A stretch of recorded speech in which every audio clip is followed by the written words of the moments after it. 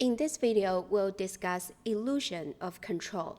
People tend to believe that they can influence outcomes that are beyond their reach.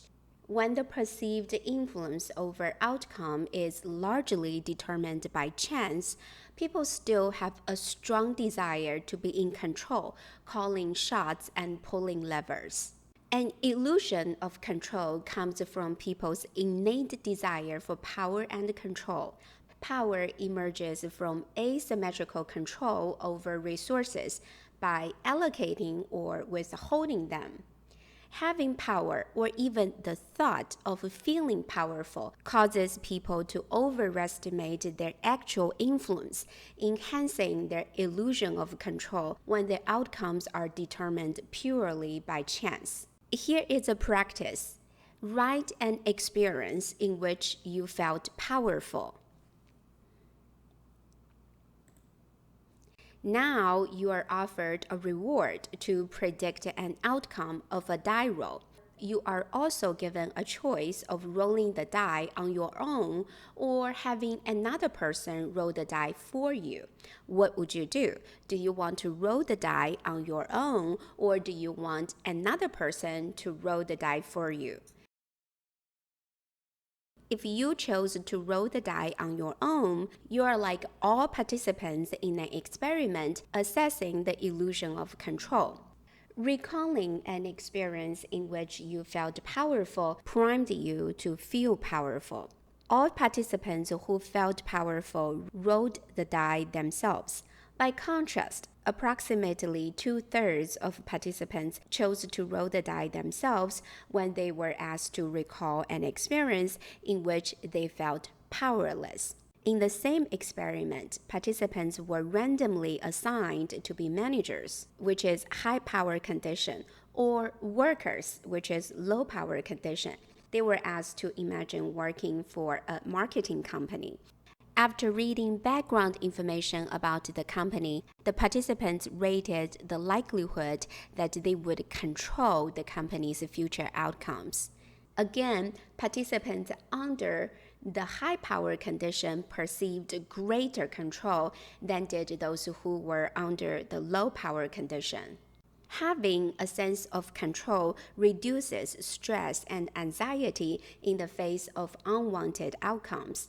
On the other hand, losing control evokes negative feelings. The feelings can be so negative and aversive that people are willing to pay a control premium to have control. Sensing the potential of losing control, some people overly exercise their power and authority, micromanaging every detail. Have you ever met a micromanager or a control freak? Control can be a cost, not a benefit. There is a cognitive cost of making trivial decisions or decisions that require expertise that you do not have. Every time you exercise your power and override others' power to make decisions, you demotivate others to make their judgment call when they have the expertise to do so. Influenced by the illusion of control, you are not motivated to prepare a team of potential successors who are more competent than you and who can cast you down and take all that control you hold dear away from you. Many leaders have blocked their team members' opportunities to shine. Most leaders are evaluated by their organizational performance, which is highly susceptible to circumstances. This is a fundamental attribution error we discussed in a previous video. Besides evaluating leaders by their organizational performance, what about we evaluate leaders by how they develop more effective leaders? To stay in power, it is no surprise that some leaders make self-serving decisions. High-power leaders are ambivalent about changing their own behavior. They know perfectly well that their organizations need more competent middle-level leaders, and they need to allocate more resources to lower levels of organizations. But they are terrified that the organization will fall into chaos if they loosen the reins. In fact, most organizations will survive, if not thrive, after losing a high-level leader. No leader controls everything. Usually, it's very difficult to relinquish power and control. When people feel that their control is being taken away, they often rebel.